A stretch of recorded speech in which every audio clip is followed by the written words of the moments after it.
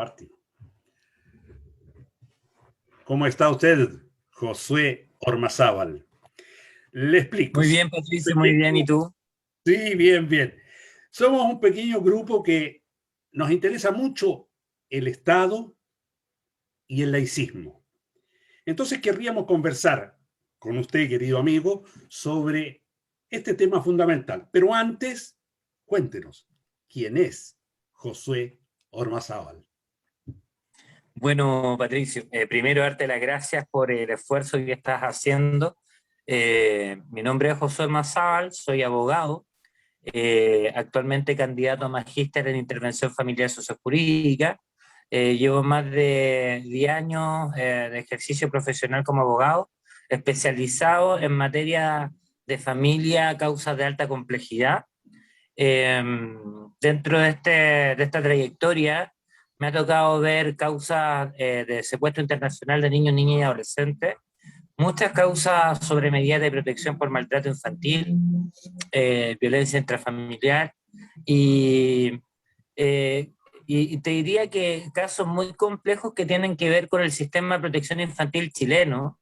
Por ejemplo, he tenido que defender a familias guardadoras que se niegan a devolverle los niños que el SNAME le ha entregado bajo su custodia. Normalmente esa oposición surge de los vínculos afectivos que se van creando en ese programa, y que lamentablemente por el diseño del formato del programa a nivel institucional, estos vínculos tienden a ser desconocidos por las autoridades públicas que administran esos programas. Sí, sí, Entonces, ahí caemos en una situación como de violación de derechos humanos, que tiene que ver con el derecho a la protección de la continuidad de las relaciones afectivas de todo niño con su adulto significativo. Eso es como un poco lo que ha sido mi experiencia. Fui candidato al defensor de la niñez, producto de esta misma trayectoria de años dedicado a la infancia y a las minorías, ¿cierto? Y actualmente me encuentro postulando como candidato a la Convención Constitucional. Soy candidato por el Distrito 10, voy en la lista del partido Unión Patriótica, un partido de izquierda relativamente nuevo, y con la esperanza de poder insertar dentro de la Constitución todo lo que son los derechos humanos, ¿cierto?, de las minorías en general en nuestro país y mecanismos de garantía efectiva para esos derechos. Eso sería un poco a grandes rasgos mi presentación, Patricio. Gracias, sí. Había visto y seguido un poco tu trayectoria y había visto que está muy particularmente enfocado en los temas de niñez y tocas un tema que es muy delicado, que es el problema de la relación afectiva de los niños con los adultos mayores que los han tomado a cargo. Y pareciera que esto la ley lo toma poco en cuenta actualmente y que en cambio son las relaciones, llamémoslo así, jurídicas, las que priman sobre las relaciones afectivas. ¿Me equivoco o es así? Efectivamente, este es un tremendo tema porque resulta que la doctrina internacional, estoy hablando de especialistas como Mary Beloff, Goldstein, ya en el año 70 en la Universidad de Yale publican un estudio sobre lo que es los derechos de la infancia y los criterios para la atribución de la custodia de los niños, ¿cierto? Cuando se necesita determinar quién tendrá a su cargo a esos niños en sede judicial.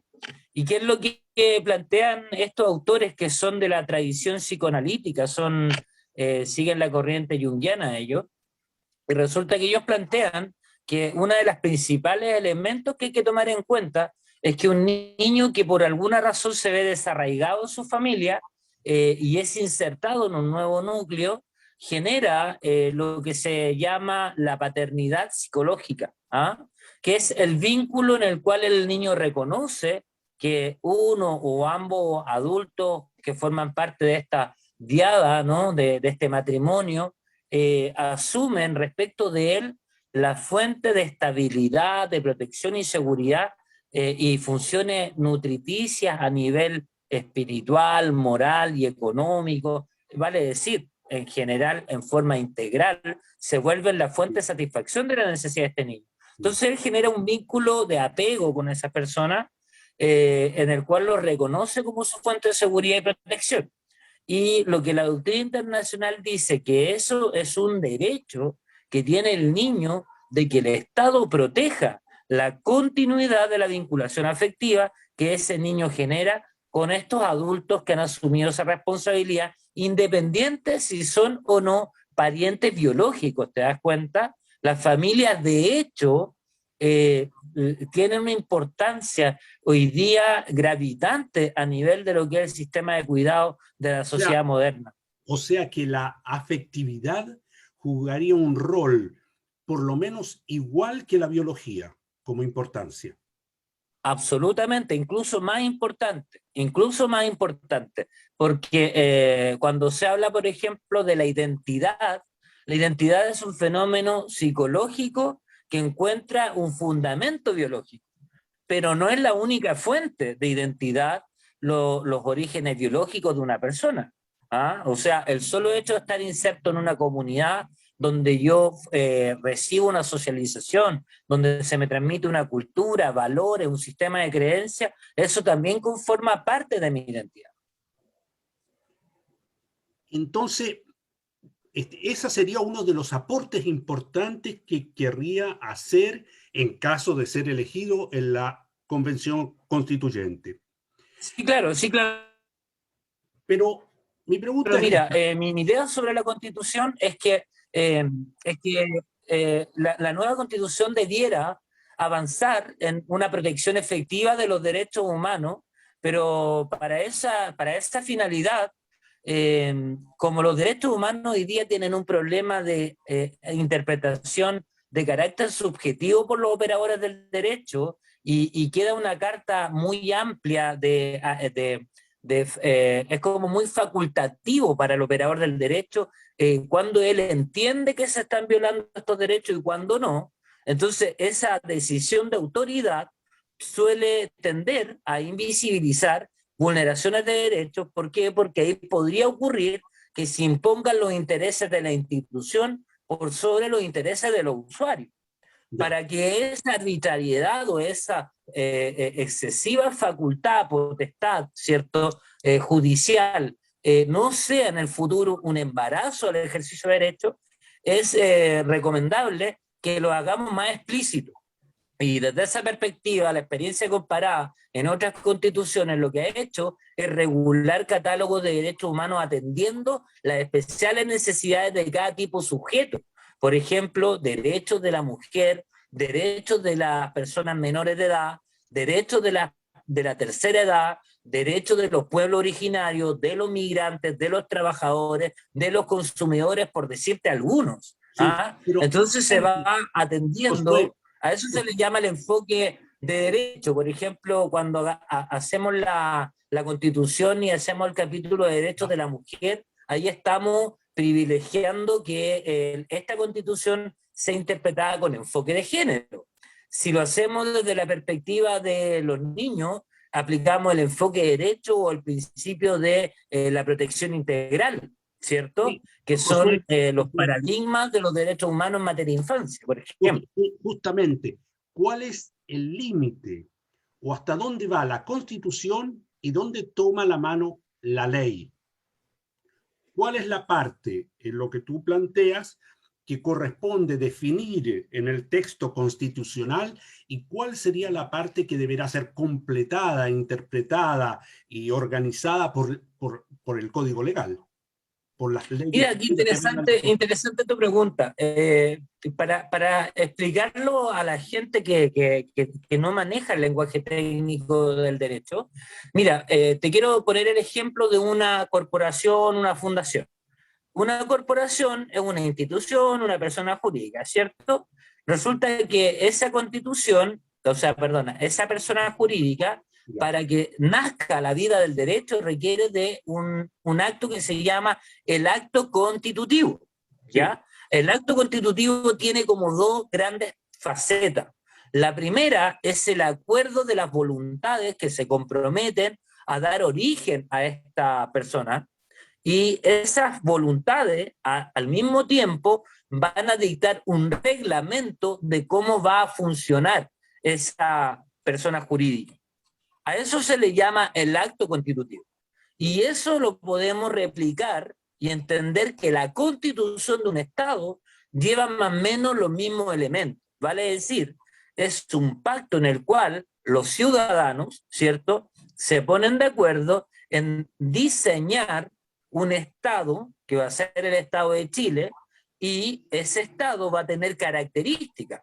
Por ejemplo, va a ser un Estado unitario, un Estado como el que proponemos nosotros sería solidario, no subsidiario como hoy día, un Estado plurinacional, un Estado laico, etc. Entonces ahí ponemos, ¿cierto?, los componentes del tipo de Estado que estamos creando, y luego, paralelo a ello, generamos el reglamento de cómo funcionará este Estado. Y tú sabes que las tres grandes funciones que se le reconocen a los Estados en la tradición constitucional son la ejecutiva, legislativa y judicial, ¿ya? Entonces el reglamento tendrá que determinar qué mecanismos van a ser los que operen para que estas funciones se desarrollen de la manera en que la ciudadanía desea que se desarrollen. ¿Mm? No sé si con eso contesto un poco tu pregunta. Es muy Ahora, interesante. la ley, para terminarte la explicación, Sí, la ley viene a ser, el reglamento. de alguna manera, una reglamentación adicional que va a ir detallando Sí, en materia específica lo que en la Constitución se reguló en materia de fundación del Estado. ¿Ah? O sea, qué es lo que hace la Constitución? La Constitución establece las reglas fundamentales del Estado, por eso se llama la Carta Fundamental, sí. ¿cierto? Porque ahí va a estar como todo lo que van a ser los principios que la ciudadanía adopte para el ejercicio de la soberanía de esa propia ciudadanía, ¿no? Que se la va a entregar a un Estado, se la va a entregar a ciertos cargos públicos, esta soberanía, bajo ciertas condiciones. Esas condiciones son los principios inspiradores del Estado, ¿ya? Y la ley va a Josué, ser la explicitación de esas normas generales. muy claro. Josué, ¿y qué otros puntos para ti son fundamentales en el aporte que tú querrías hacer a la nueva Constitución? Bueno, mira, yo volvería a lo que te mencionaba en un principio. Lo primero que vamos a tener que debatir, aparte del reglamento, que va a ser la cosa mecánica de cómo va a funcionar la convención, es qué tipo de Estado queremos. Y yo quiero hacer una aclaración porque en materia de gobierno económico, de orden público económico, normalmente en las constituciones se dan ciertas regulaciones, que es lo que hoy día conocemos como los estados neoliberal, socialdemócrata, un estado solidario o de bienestar, como existió en algún modelo, en algunos modelos del siglo XX. Y lo que hoy día la gente está hablando es que en general quieren o un estado social o un Estado solidario, Sí. ¿ya? Y estamos todos de acuerdo en que queremos un Estado que tenga protagonismo a la hora de garantizar el ejercicio de ciertos derechos, en particular los derechos de primera y segunda generación, ¿cierto? Me refiero a los derechos políticos y económicos sociales y los culturales, ¿cierto?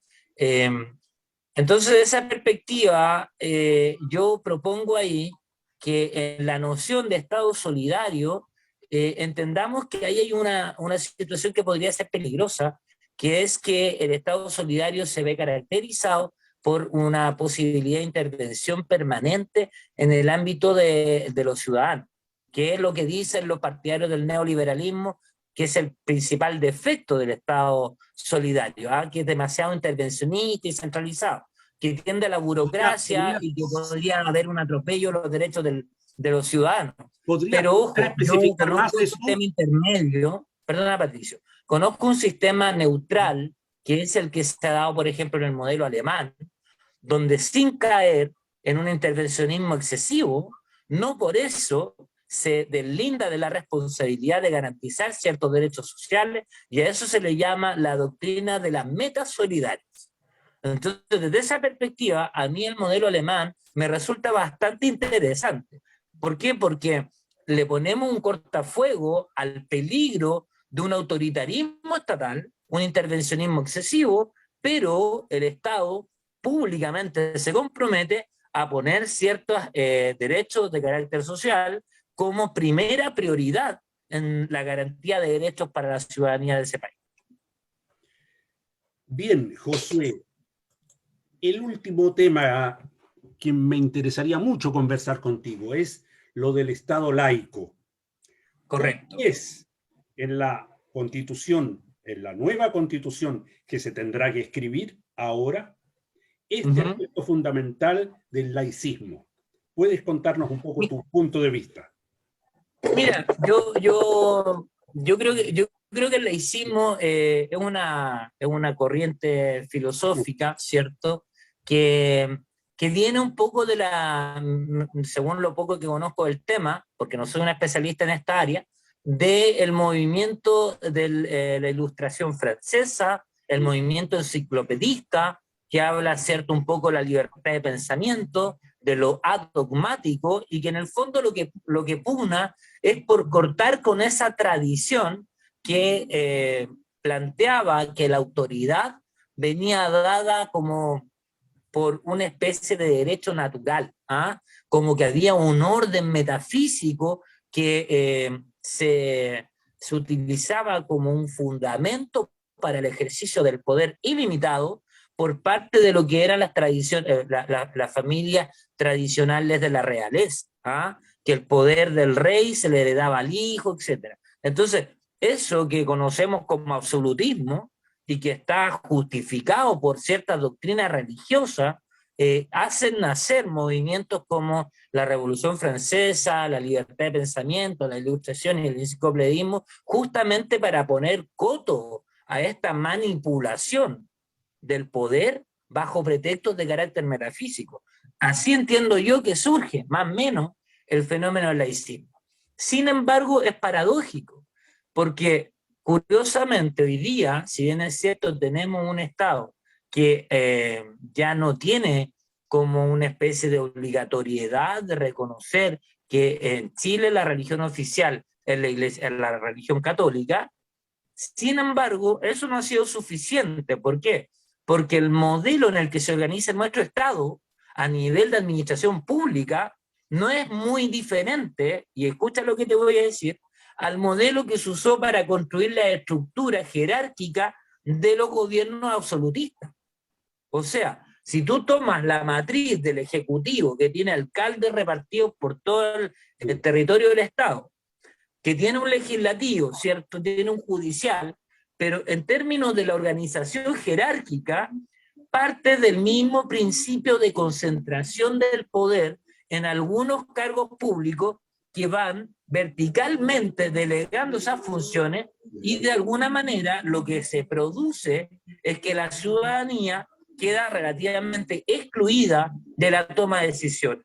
Ese modelo autoritario a la base, donde se construye pensando en el paradigma del poder como el elemento esencial de la constitución del Estado, ¿cierto? No ha sido modificado por el hecho, ¿cierto?, de que se hayan insertado estas corrientes de pensamiento. De hecho, si lo piensas bien, en nuestra constitución actual, el concepto que se tiene de familia sigue siendo un concepto muy vinculado a la idea escolástica, ¿ah? De que la familia tiene como función la procreación, tenemos todo el tema, ¿cierto?, de que ese concepto de familia parecería ser contrario al aborto. Entonces, los vestigios del autoritarismo que nacen de este y un naturalismo ancestral, o por lo menos medieval, siguen estando presentes en la forma en que diseñamos los mecanismos con los que funciona el Estado actualmente,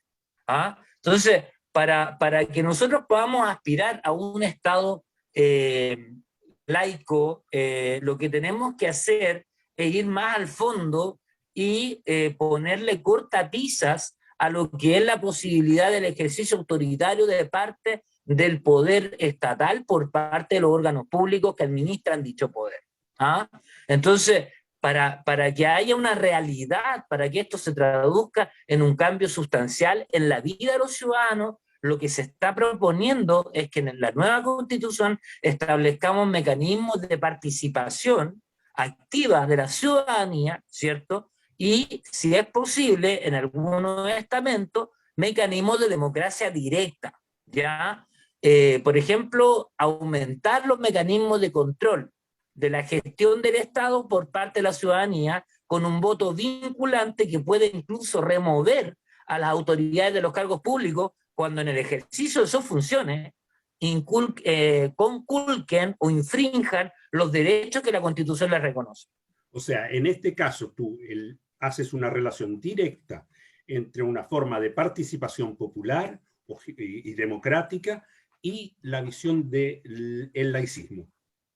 Para ti absolutamente, absolutamente. Sería como que, como yo lo entiendo, sería que una de las formas en que le podemos dar ejecución práctica a las aspiraciones filosóficas del laicismo es a través de la participación ciudadana, ¿cierto? La participación ciudadana vinculante, que es muy importante, que la opinión de la ciudadanía vincule a la autoridad y le ponga cortafuego a posible ejercicio autoritario por parte de esas autoridades. Esto es muy delicado, porque, te vuelvo a insistir, la tradición de distribución del poder diseñada o oculta detrás de la estructura actual de los estados no dista mucho del autoritarismo del periodo absolutista. ¿Y en qué lo podemos ver?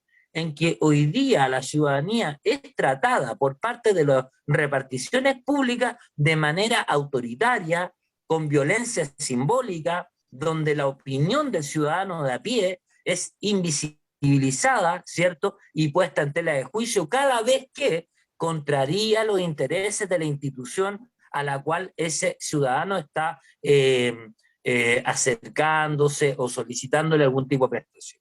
Si tú lo ves, por ejemplo, cómo trata un fiscalizador municipal, un fiscalizador de impuestos internos, de la dirección del trabajo, un carabinero, a las personas, normalmente hay una especie de violencia simbólica.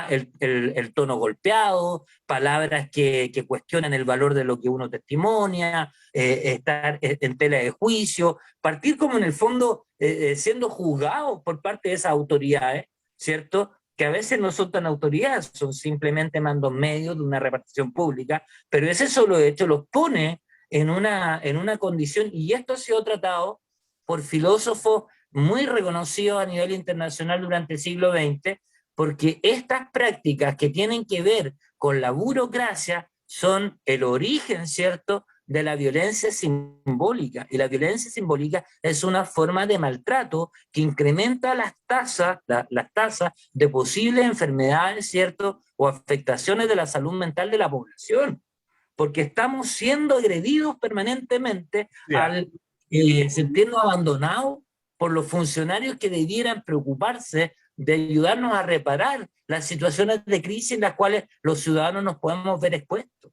Y ellos, al contrario, agravan la crisis porque nos hacen sentir más angustia y más abandono con ese tipo de trato burocrático. Pero en lo fundamental ahí tú opones laicismo a autoritarismo y vinculas la idea de laicismo con la idea de democracia, de participación democrática. Participación ciudadana vinculante y control político popular. El control político del pueblo hacia la autoridad. De hecho, tanto es así que en el partido al que yo participo, uno de los principales ejes de nuestras campañas es establecer mecanismos revocatorios de la autoridad, ¿ya? Por ejemplo, mira, detallemos un poquito esta figura. Un ejecutivo que puede ser un modelo presidencial, semipresidencial, un presidencialismo moderado, gobierno parlamentario, la forma que tú quieras que lleguemos a construir, tiene que tener, en nuestra opinión, primero, participación ciudadana vinculante. Y eso en otros países se traduce en la creación de consejos ciudadanos que, en mi opinión personal, debieran tener un requisito, por ejemplo, de estar integrados por personas de edad avanzada, porque la tercera edad en nuestro país es muy invisibilizada y resulta que muchas veces ellos, además de tener altos niveles de necesidad que van a representar a a las demás necesidades del pueblo, también tienen una experiencia de vida muy alta, con mucho aprendizaje y sabiduría acumulada, que sería un capital fundamental para orientar las consecuencias de las decisiones de la autoridad. Entonces, si tenemos un consejo de ciudadanos donde se asegure una participación importante de personas de la tercera edad, de personas de ambos géneros, de representantes de los niños, niñas y adolescentes chilenos, de los pueblos originarios, se integre ahí como una especie de consejo paritario. Y ese consejo de transparencia y control va a tener relación directa con el ejecutivo, sea cual sea la forma de ejecutivo que tengamos. Por ejemplo, pasemos ahora a cómo concibo yo el Parlamento. El Parlamento se construye hoy día sobre la burocracia partidaria. Si nosotros pensamos, para ser diputado se requiere tener mayoría de edad, para ser senador se requiere 35 años, ¿ya? Pero resulta que los diputados y los senadores tienen una función grave, que es lo que hablábamos delante, explicitar a través de las leyes lo que la Constitución va a establecer como normas fundamentales. Para eso, no cualquier persona está capacitada, ¿ya? Y hoy día vemos que quienes hacen esa función son personas que no tienen ni experiencia ni formación que lo respalde como con un conocimiento técnico mínimo necesario para la responsabilidad de legislar en beneficio de la ciudadanía. ¿Y en qué se nota esta falta de conocimiento? Fíjate en el presupuesto que se invierte en las asesorías que los parlamentarios requieren para poder hacer su trabajo. Un diputado tiene un sueldo promedio de 8 millones, un senador un poco más, pero en el caso de los diputados para gastos de gestión se gastan 10 millones aprox adicionales al sueldo, y en el caso de los senadores hasta 25 millones adicionales al sueldo, porque entre ellos están los gastos de viático, de traslado, pero también la asesoría que ellos pueden solicitar. Si fueran especialistas, tú sabes que el Congreso está dividido en comisiones. Sí, sí. Tenemos más o menos aproximadamente 20, 22 comisiones permanentes, ¿ah? Entonces, en cada Cámara. Si tuviéramos 20 representantes por región, ¿ya? Un especialista por comisión que vaya al Congreso representando una región, serían 320 legisladores en una sola Cámara, dividida en 20 comisiones permanentes. El punto está en que lo que nosotros proponemos, yo propongo que antes de poder postular, primero se tenga que dar un examen que acredite o 20 años o 10 años de experiencia en la materia específica de la comisión a la que yo quiero postular, o tener estudio especializado en esa materia. Entonces, en cada región se va a tomar un examen a las personas que quieran postular como legisladores que permita demostrar que son especialistas en esa materia. Y cada región, una vez que apruebe una terna o una quina de las personas más sobresalientes en esa área, podrán entonces hacer elecciones populares y que la ciudadanía termine eligiendo quién lo va a representar en cada comisión, mezclando la meritocracia con la democracia o la elección popular con requisitos técnicos. Y además, si tú piensas y me dices, pero Josué, hoy día tenemos 200 legisladores y nos cuesta una brutalidad de plata, y quieres tener 320. Yo te contrainterrogo y te digo, pero si nosotros le ponemos un sueldo a cada uno de estos legisladores que sea adecuado a una tasa de mercado, donde un profesional relativamente exitoso en Chile podría ganar entre 3,5 millones y 5 millones, ¿ya? Si le ponemos un sueldo acorde a mercado, imagínate la plata que nos estamos ahorrando. Tenemos más personas, más calificadas y más baratas. Y si necesitan asesoría, que la pidan como comisión, no a título personal. Y que esa comisión tenga que licitar la asesoría y rendir cuenta pública de los fondos que invirtió en esa asesoría. ¿Cambiaría o no la figura?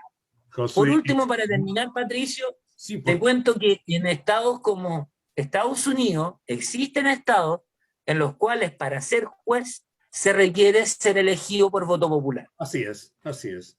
¿Ah? Y en Chile se es juez por designación de una autoridad Claro. de rango superior. ¿Ya? Por ejemplo, en Chile, Sí, sí. ¿qué función cumple la Corte? Las Cortes Supremas de distintos países se pueden separar al menos en dos grandes tipos de corte: la Corte de precedente y la Corte de error de derecho. ¿Ah? La de precedente no está a cargo de arreglar las sentencias injustas que dictan los jueces de jerarquía inferiores. Lo que hace esa Corte es interpretar las normas constitucionales y legales en materias que no han recibido una jurisprudencia que permita interpretarlas de manera adecuada. Sí. Eso es lo que hace la Corte Suprema. La Corte Suprema aclara los preceptos legales, Sí. sobre todo en materias nuevas que no han sido discutidas judicialmente, para ir orientando por la jurisprudencia a los tribunales de menor jerarquía de cómo resolver esa misma materia. Y no tiene que estar resolviendo todos los errores de los jueces de jerarquía inferior. En cambio, en nuestro país, el desgaste de la Corte Suprema es altísimo, porque lo que hace no es ser una corte de precedentes, es una corte de reparación de errores por mecanismos ciertos de casación en la forma y en el fondo. Josué, entonces, es otra visión de Estado la que tenemos, ¿te das cuenta? así veo, hay mucho tema y es muy interesante. Y se ve que has preparado de una manera muy profunda una serie de temas que no son fáciles. Bueno, quedamos por hoy aquí y veremos cómo sigue y cómo se desarrolla todo este gran proceso histórico que estamos viviendo, que tenemos la suerte, al fin de cuentas, la suerte de vivir. Querido amigo, Te hasta la próxima. agradezco tu tiempo, amigo mío. Todos los espacios como estos, lo único que hacen es ayudarnos a romper el cerco comunicacional Claro. que los pequeños partidos políticos como el mío o las listas de independientes, de verdaderos independientes, sí, están enfrentando, porque estamos con una invisibilización, con una brecha comunicacional tan alta que Sí. es realmente difícil intentar competir con otros conglomerados de poder que han sido los partidos tradicionales, que han de alguna manera impedido justamente que la ciudadanía tenga una mayor participación en procesos electorales como el que tenemos hoy día la oportunidad de intentar posesionarnos, ¿no? Josué, buena suerte. Un Chao. abrazo, que estén muy bien y gracias por la Muy invitación. fraterno. Chao.